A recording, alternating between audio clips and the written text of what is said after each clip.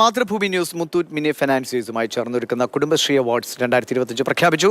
വനിതാ ശാക്തീകരണ വിഭാഗത്തിൽ ഒന്നാം സ്ഥാനം മാടപ്പള്ളി ഹരിത കർമ്മസേനയ്ക്കാണ്. മടപ്പള്ളി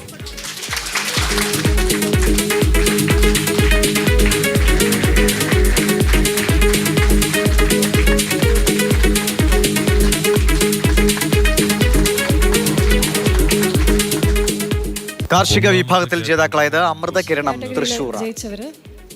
അമൃത കിരണം Thrissur.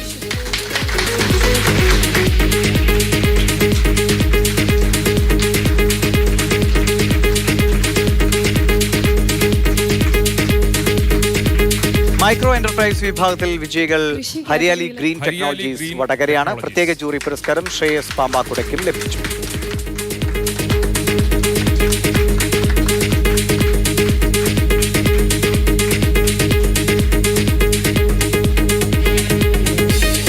Category Special Jury Award winner Shreyas Pambakuda.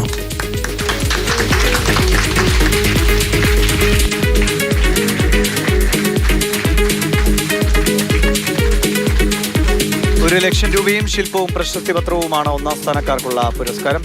Pradeep Joseph വിവരങ്ങളുമായിട്ട്. Pradeep, കഴിഞ്ഞ ദിവസങ്ങളിൽ കേരളത്തിലെ കുടുംബശ്രീ യൂണിറ്റുകൾക്ക് വളരെ ആവേശകരമായ ഒരു ദിവസങ്ങൾ സമ്മാനിച്ചാണ് നമ്മൾ ഈ മത്സരം സംഘടിപ്പിച്ചത്. അതിലേറ്റവും ഉചിതരായവർക്ക് സമ്മാനമെത്തുന്നു. മറ്റുള്ളവരും ഇതിൽ പങ്കെടുത്ത എല്ലാവർക്കും അഭിനന്ദനങ്ങൾ അറിയിക്കുകയാണ്. എങ്ങനെയായിരുന്നു ചടങ്ങ്? ദിവിഷ്, കേരളത്തിന്റെ കിരണമായി മാറിയ കുടുംബശ്രീ പ്രവർത്തകരെ ആദരിക്കുന്നതിന് വേണ്ടിയാണ് മാതൃഭൂമി ന്യൂസും മുത്തൂറ്റ് മിനി ഫിനാൻസിയേഴ്സുമായി ചേർന്ന് കുടുംബശ്രീ അവാർഡ്സ് 2025 സംഘടിപ്പിച്ചത്. ഏതാണ്ട് 1200-ലധികം എൻട്രികളാണ് ലഭിച്ചത്. ഇവയിൽ നിന്ന് ഓരോന്നും ക്രമീകരിച്ച് അവസാന 15 പേരിലെത്തി വീണ്ടും അവ സൂക്ഷ്മ വിശകലനം ചെയ്ത് ഓരോ വിഭാഗത്തിൽപ്പെടുന്ന 3 പേർ വീതമുള്ള സംഘങ്ങളിലേക്ക് എത്തി. അവിടെ നിന്ന് മാതൃഭൂമി ന്യൂസ് ചാനലിലൂടെ പ്രേക്ഷകരും ഒപ്പം ജഡ്ജസും ചേർന്നാണ് പുരസ്കാര ജേതാക്കളെ വിലയിരുത്തിയത്.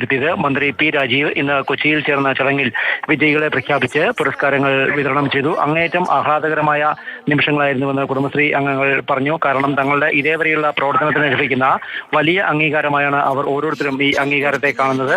വിവിധ വിഭാഗങ്ങളിൽ, അതായത് വനിതാ ശാക്തീകരണം, കൃഷി, മൈക്രോ എന്റർപ്രൈസസ് എന്നീ മേഖലകളിൽ ഒന്നാം സ്ഥാനക്കാരായി എത്തിയവർക്ക് ₹1,00,000 വീതമുള്ള സമ്മാനത്തുകയും കൂടാതെ പുരസ്കാരവും ശില്പവുമാണ് നൽകിയത്. പ്രത്യേക ജൂറി പുരസ്കാരവും ലഭിച്ചു.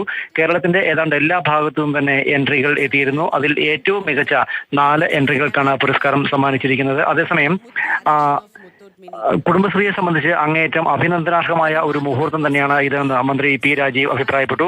ഓണക്കാലത്തും മറ്റും കുടുംബശ്രീയുടെ പ്രസക്തി ഏറി വരികയാണ്. വരും നാളുകളിലും ഇത്തരം പ്രോത്സാഹനങ്ങളും പുരസ്കാരങ്ങളുമായി മുന്നേറാൻ സാധിക്കട്ടെ എന്നും അദ്ദേഹം ആശംസിച്ചു. സംസ്ഥാനത്തിന്റെ വിവിധ ഭാഗങ്ങളിലെത്തിയ മത്സരാർത്ഥികളാണ് പുരസ്കാരങ്ങൾ ഏറ്റുവാങ്ങി മടങ്ങിയത്. പ്രദീപ് ജോസഫാണ് വിവരങ്ങൾ നൽകിയത്.